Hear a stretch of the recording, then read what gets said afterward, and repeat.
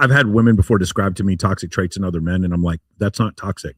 If I don't want to commit to you the way you want, or if I don't want the relationship you want, and we had an agreement on that, that does not make me toxic or a narcissist. I've had a woman who I told more than 50 times I wasn't going to be in a relationship with her, and when she finally realized after a few years I wasn't going to be in a relationship with her, she called me toxic. So, I think we had this discussion. Microphone. I think we had this discussion last time that I was on, that everyone using the word narcissist and toxic and so forth is so thrown about, when really, if you, like you said, if you just don't like someone, it's okay not to like someone or you're not into someone. This whole thing of narcissist and toxic and labeling stuff is just a scapegoat. Yeah. What do you think?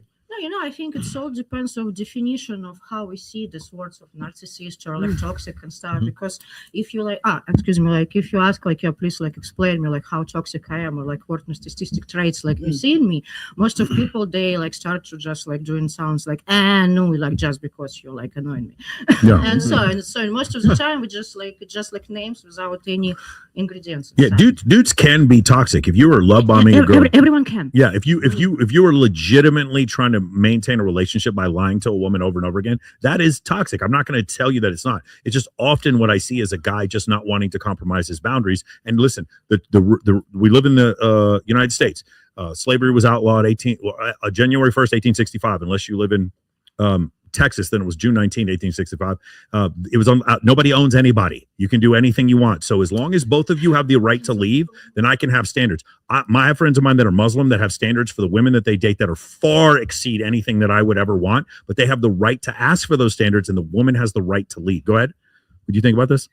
Yeah, I just think that if a man or any person is setting a boundary, that doesn't mean they're narcissists. I feel like narcissist sounds like it's more intentional and like deceiving, but boundaries are boundaries and everyone's entitled to them. Vicious. Yeah, no, I definitely. Microphone. Talking to the mic. Sorry.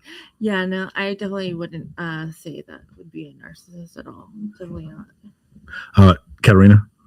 So it's interesting because I know you brought up this point a couple times before, but I think one of the reasons why so many women feel like they dated somebody who's toxic is because when you look at relationships, it takes two healthy people, or at least one person who has a healthy attachment style, to make a relationship work. And what happens is if somebody's an anxious or an avoidant, they're going to end up back in the dating pool more often than people who have healthy coping mechanisms. Definitely seen that, yeah. So when you keep running into these people, it's typically because they keep getting thrown back into the dating pool. Okay, that's interesting. When I hear a woman say toxic or narcissist, I know one thing. She willingly had sex with him. That's what I know. Women vote with their vaginas, and as much as I hear women complaining about him, whenever I hear a woman be like, "I can't stand Brock, that bartender, fuck that guy, I can't stand him," and then all the other guys are like, "Yeah, I can't stand that guy," I already know with 100% certainty that he had sex with all of you. That's why. So the whole point is this, ladies. I don't think you understand. Well, maybe you do. The amount of change you could affect if you only slept with guys who were good men. But the problem is good men rarely get sex anymore. It's rarely the good men who get it. Yeah. I know, right? So like that's the thing. Like if you guys are true narcissism would be like, I don't care about your feelings at all, and I do things deliberately to manipulate you and hurt you. That's true narcissism. If I'm like, hey, listen, I understand that we had a date on Tuesday night, but I have an emergency at work and I'm going to go to work, and you go like, you're a narcissist. This is toxic. That's not toxic. Yeah. That's not narcissistic, because I'm not deliberately trying to hurt you. There's no malfeasance. It's probably unhealthy attachment. What you just yeah, for sure. It could be. It could be. Look, relationships are difficult. Why? Because of inflation. We both have to work now. One of my favorite lines he goes, yes, men who are married, they make more money because they have to. Because it is expensive as shit to take care of two people now. And now the other thing, we haven't talked about this before. Owen Cook was teaching at my so we have a conference room in my apartment complex, and he was teaching a seminar there, and we're hanging out. There's a big group of guys there, and while we were hanging out, he asked the question. He goes, "How many of you guys would be willing to die for your country?" And of course, me and Ryan Leonard, my assistant Ryan, he's an E9 in the Marine Corps. We immediately rose our hands. Like, I would go die for my country right now. If China invaded, I would immediately go join and reenlist in the Air Force. And then no one else in the room raised their hand, and I was like, "Oh man, it's wild." It's like when I was growing up, every guy in my class would have raised their hand to fight for their country. And then I heard Owen say something, and I actually heard Andrew Tate say something similar, which is if a man can't afford to buy a house, he's constantly in debt. On his 9-to-5 job, he doesn't have enough money or leverage. The ways for him to gain status are being lessened over and over again. Women that he's trying to date make more money than artificial intelligence is taking a bunch of his jobs. And the women he meets don't want to date him or find him lacking. What investment does he now have in his country? He can't afford a house and he can't get a wife. He doesn't have children. Why would he be investing? Huh? Go bring the moment like in a nation's time. Yeah. Like, yes, it's how you're going to prove your status. Yeah. So, but the thing is, because of that, now these men are not interested in the idea of me like going into like if I were to 22 years old, I would probably join the army today. Like honestly, I love being in the military. But I'll tell you, it's really interesting to me that men today are not invested, like just like they're not invested in marriage. What came with marriage? It came with a house, mortgage. You were promised like a retirement, a family, a level of security, a family. That's gone now. And so because the equity in that life is gone, so is the investment that men have in their own nation. And so that's, I think, something that's been kind of detrimental. I have a question. Go ahead. So you already enlisted when you were... I was an officer, so but yeah. Okay. So do you, especially with the veil lifting and everything in the last recent months, do you have a different type of feeling towards this country if you were to enlist now at this age or at the time you did this? Or, I'm sorry. Not really. So we're going to open up a big can of worms, but I'll just talk about this right now.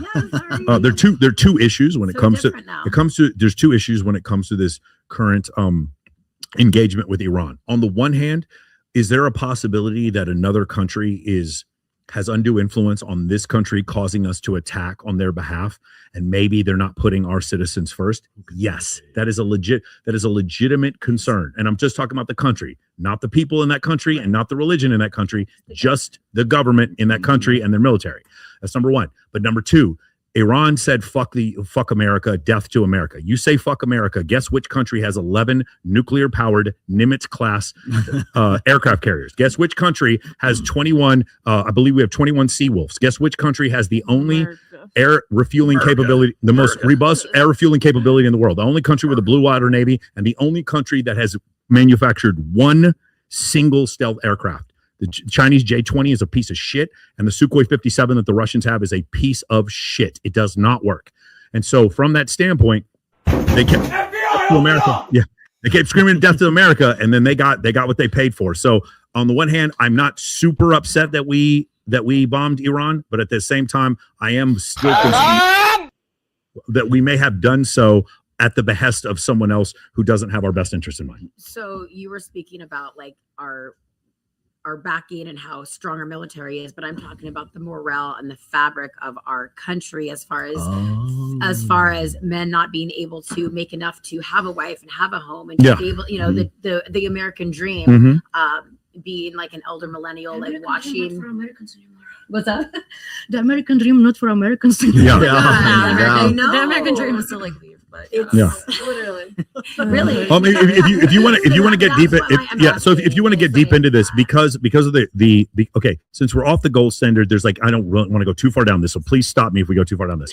Because we get off the gold standard, there's like infinite money that the Federal Reserve can print. Because of that infinite money, a lot of that money goes into safe investments like the S&P 500. So we notice our stock market just keeps going up, even though there's travesty, there's war, there's famine, whatever. Our stock market keeps increasing in value. These private equity firms have gained in value massive amounts. They have a bunch of money that they have to park somewhere. Where are they parking that money? A lot of them, like say BlackRock and specifically, they can only put so much money into certain equities before they affect the equity. There's one equity they can dump a shit ton of money in, and they're not going to move it, and that's real estate. So what's happened is all these two bedroom, 2-bathroom homes that people wanted to buy, BlackRock's now overpaying for these homes because they know they're long-term investments that they're going to get recouped on. Now, as an average person trying to get a home, I can't afford one because BlackRock, who has trillions of dollars, is outbidding me. And so that's essentially where this is coming from. But it all starts with the fact that the federal government just prints infinite money. That's where this whole thing starts. So that's the reason why. And so now, as a result, now I have to do so much more to make. There's never been a point in history where it's been easier to get ahead, and there's never been a point in history where it's been easier to get rich. But there's also never been a point in history where it's easier to get fat, and there's never been a point in history where it's easier to fall behind. All four of those things are true.